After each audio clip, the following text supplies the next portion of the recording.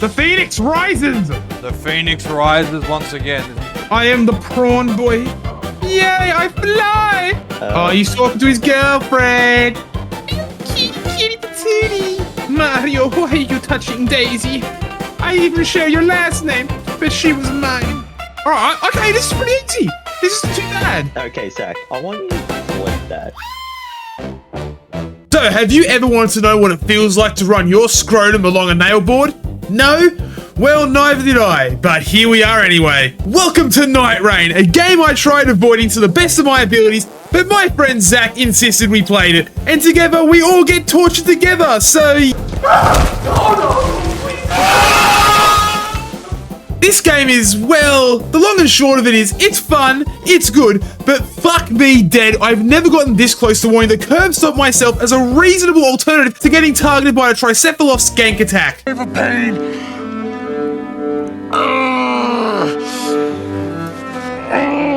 Now, a lot of people are expecting this to be Elden Ring 2, but no, I'd say it's more like Elden Ring 1 1/4, because this game is essentially just Elden Ring, but with slightly different way to play it, since it's a roguelike. No, it's not just like any roguelike, this one's decides to throw a bunch of different genres in the blender and just see what happens.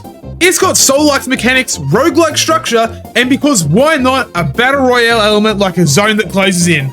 Naturally, when this was announced, people started freaking out. Oh great, FromSoft's making Fortnite with swords. Can't wait to start cracking 90s in Limgrave, but surprisingly, it works. It's not Apex Souls or Elden Ring or anything like that. What you actually get is something close to the boss rush survival gauntlet than a proper BR.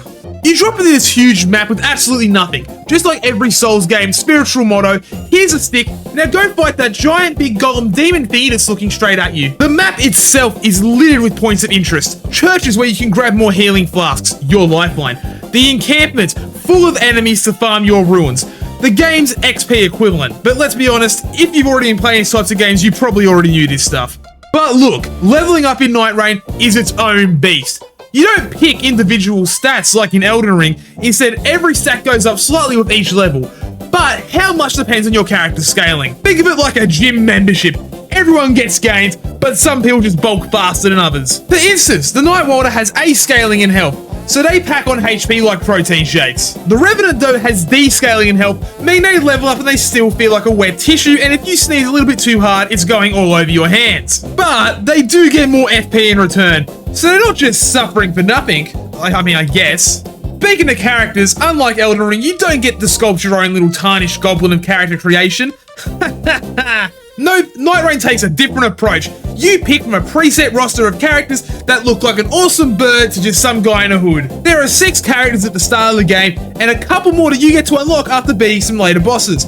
So don't be holding your breath for too long, kiddies. Okay, before we get into the next part of this video, I would just like to say this video is sponsored by Dubby, where you can get your energy drinks for the cheap with the discount code Blazing Phoenix at checkout, where you can get your energy drinks with no jitters. How good is that? Now, let's get back into Nightreign's character roster. The Wilder. This walking war crime is what happens when someone gives a medieval executioner a grappling hook and a flamethrower and tells them to go nuts. You start with him by default, which is wild considering his flame blast can absolutely mollyfuck most bosses' stance bar. Grapple in, fire punch their chest cavity, and watch their stance bar fold like a cheap lawn chair with a fat guy sitting on it. His passive, Sixth Sense, lets you ignore death once every 60 seconds. That 60 seconds is the time that you get to pretend to be God before the boss turns around and reminds you you're just a moist skeleton in a hoodie. Great starter, just don't mistake that second chance's invincibility, because that cooldown feels really long when something 10 stories tall is trying to staple you to the back of that wall.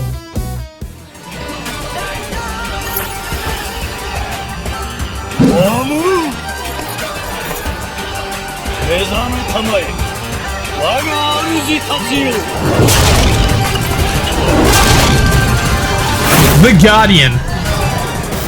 This guy didn't just come to fight, he came to judge. A one-winged knight straight out of someone's angsty DeviantArt folder, and also this game's dedicated human brick wall. Carries a hellbeard the size of a tree and a shield that says, "Try me bitch" in 12 different languages. Steel Guard lets him plant himself and become functionally unmovable, if you have the stamina of course. His active whirlwind is an ability straight from that lifts trash mobs into orbit. Amazing for clearing act runs, but try it on a boss and you'll get crated so hard that your soul files for an insurance claim. His ultimate, Wings of Salvation, revives nearby teammates with Holy Fury and Judgmental Energy. Best used when Cody face checks the dragon again for the 5th time and you're debating letting him stay down this time. God, does anyone remember Cody? It's been so long since he's been in a video. We'll have to get him back in soon.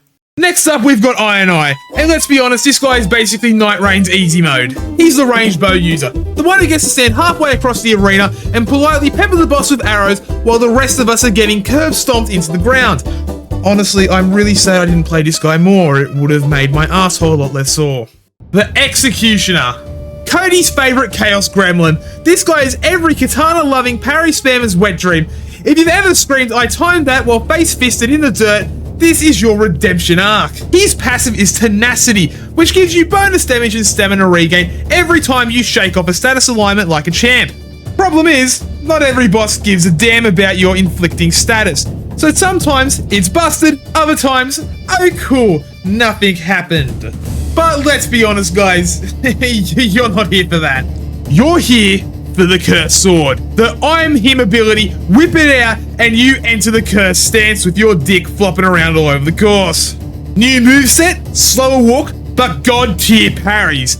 If you block right, you parry bosses every time. And you can just keep doing it. It costs less stamina than dodging and still chunks enemy stances. Miss your timing though? Hope you like getting sent through the floor like Wile E. Coyote. This isn't a dodge tank, this is a skill champ with a blade. His ult? Oh buddy, Primordial Beast form. You go full anime demon mode, and that just made me cringe saying that out loud. Full health reset, giant HP bar, you basically become a big fury war god with a brand new moveset that erases boss postures like it's made of crackers. You even get iframes during this transformation. It's the panic button, the style button, and the I'm tired of this boss's bullshit button all in one. Bottom line, Executioner is cracked in the right hands, but in the wrong hands, he's just a guy with a stick who thinks he's Sephiroth and dies like Yamaka. Now let's talk builds, specifically Relics, which is this game's fancy little accessory system, and in my opinion, most of them suck harder than a broken vacuum. It won't even leave an imprint downstairs. Like yeah, +1 vigor or +1 stamina regain. Thanks, I guess.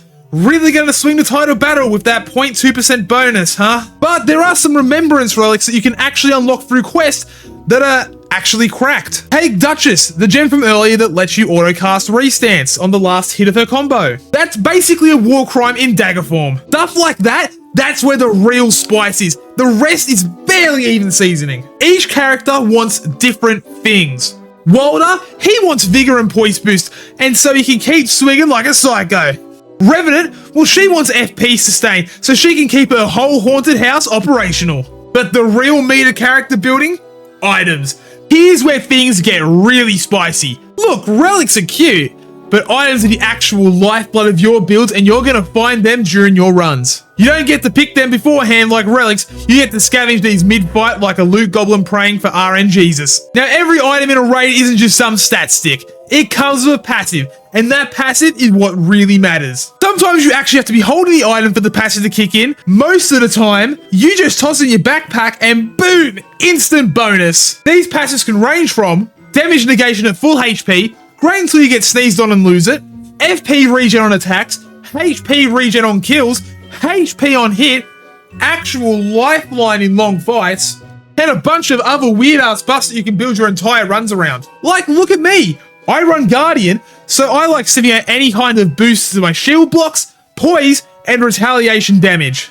I want to be an immovable brick shithouse that says no to your damage and yes to pain.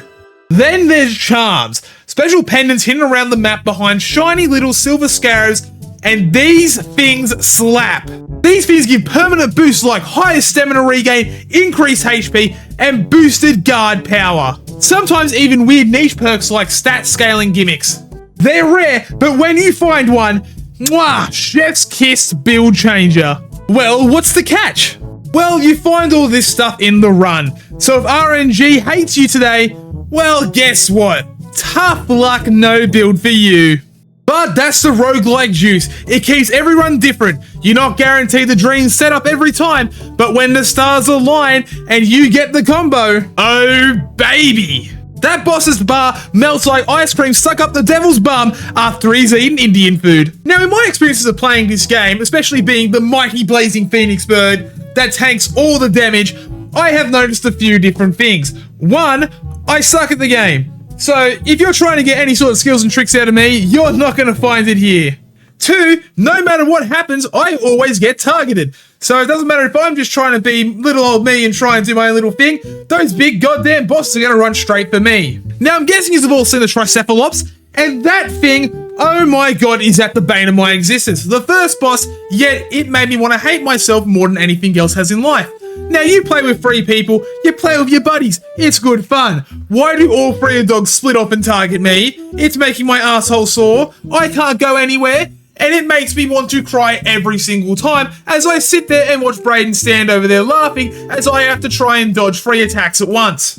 But hey, look, it's good fun, especially if you like seeing your asshole get split 5 ways to Sunday. And I'm telling you right now, hemorrhoids would be a way nicer way to sit down right now than the pain I feel after getting raped, and I say raped, by a Tricephalops. But honestly, this game rocks.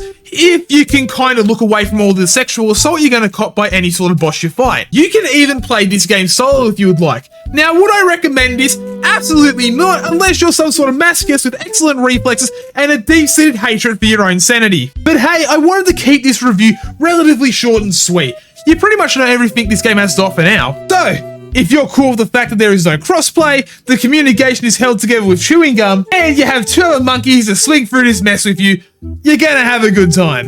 So, would I recommend it? Well, if you like having something jammed up your bumhole, and I'm gonna tell you this right now, I'm straight. So you know what that means? Hell yeah, I recommend it!